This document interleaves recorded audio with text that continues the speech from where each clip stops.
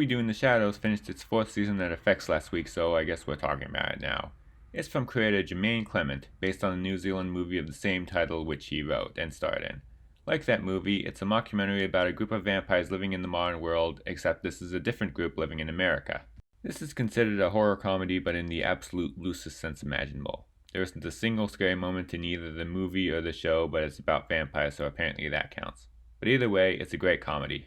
The sense of humor is dialogue-based and comes from the juxtaposition of gothic horror themes with mundane modern life. And this creates some really funny moments. The characters are over the top in how they dress and act like they're from the Victorian era or something. This is not a serious show, and it never wants to be. This season shows them trying to open a nightclub and trying to raise one of their own after an event at the end of the last season reincarnates him as a creepy child with an adult head. And it still successfully maintains that sense of humor. It also has a few surprising cameos by celebrities playing themselves in ways that feel more charming than cynical. I admit I don't really have as much to say about this as I do Pinocchio. Besides, it's season 4 of an Emmy-nominated show, what could really be said about it now? It's still as funny as ever, and still a great expansion of the movie.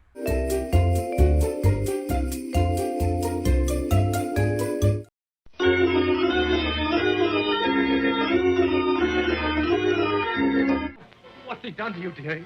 Tell me. He came to me. He opened his vein in his arm, and he made me drink.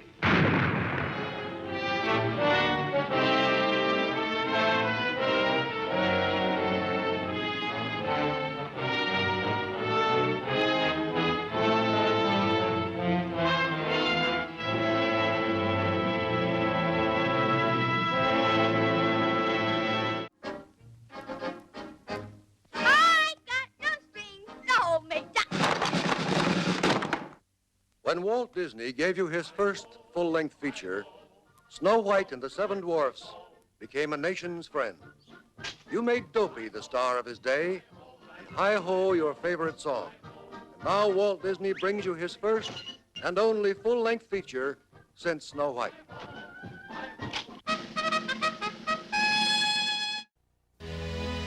And now, our feature presentation.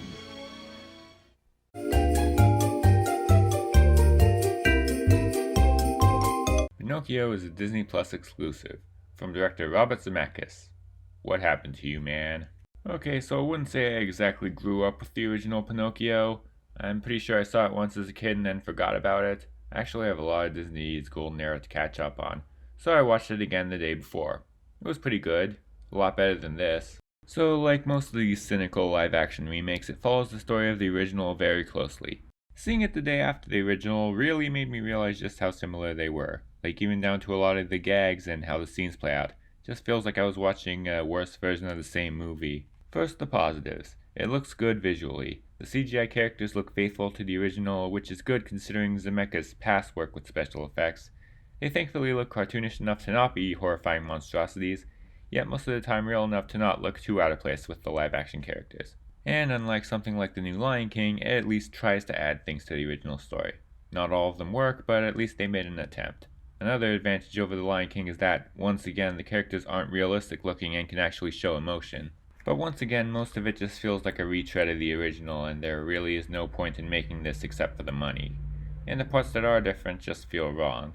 There are a few exceptions, such as the boat ride sequence to Pleasure Island, basically a Disneyland ride on crack, which starts out with showing a kid's paradise and then gets more sinister as the ride goes on and the kids descend into anarchy. Scenes like that at least show some interesting creativity. This could not be said about the rest of the changes, like the decision to turn the beer at Pleasure Island into root beer. I mean, how is it wrong for kids to drink root beer? But I guess we wouldn't want kids to believe that underage drinking and smoking is bad, would we?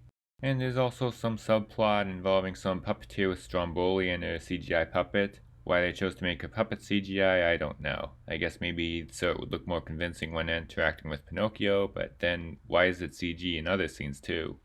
Either way, the point is that the subplot still doesn't add enough to the story to justify the remake's existence. Although, minor spoiler, it does give Stromboli some comeuppance. The Pleasure Island story is pretty much unchanged though, and those kids are still screwed. Remember, kidnapping is bad, but not if it involves body horror and condemning children to a fate worse than death.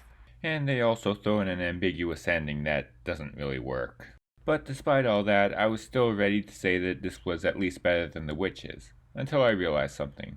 The original Pinocchio was a cautionary tale about making the right decisions with your life, like how his decision to not stay in school backfired on him. But in this one, the school refuses to take him in because he's a puppet. They also don't get any comeuppance, and I know that would have pissed me off a lot if I was a child watching this. So he really had no choice in the matter. The moral of the story is just choose to not be oppressed by society. He's also kind of coerced into going to Pleasure Island too, but they made that more about giving in to peer pressure, which I admit is actually a great way to adapt this to the modern world, but when half the main character's bad decisions aren't his own, you're just being cruel to him for nothing. So yeah, while it does have its moments, for the most part it's a pointless remake at best, and at its worst it's a mess that devalues the story of the original. I haven't seen enough Disney remakes to compare to a lot of them, but if this isn't on the worst end of them, they might be worse than I thought. It's another addition to the How Is This the Same Guy Who Made Forrest Gump collection.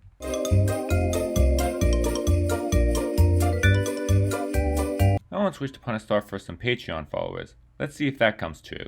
Link in the description.